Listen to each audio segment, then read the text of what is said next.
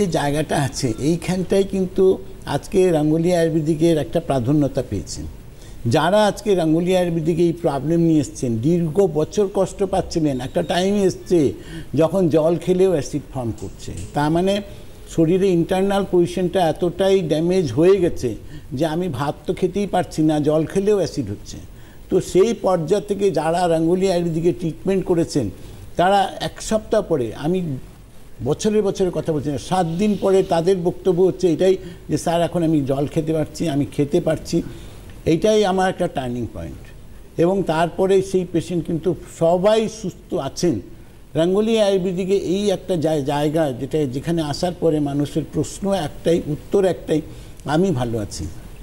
তো আজকে রাঙ্গুলি আয়ুর্বেদিক সেইভাবে, সেই পর্যায়ে, সেই লিমিটেশনে মানুষের ট্রিটমেন্টটা দিয়েছে 100% আয়ুর্বেদিক বেসের মধ্যে, যার জন্য সাফল্যতাটাই অতটাই বেশি।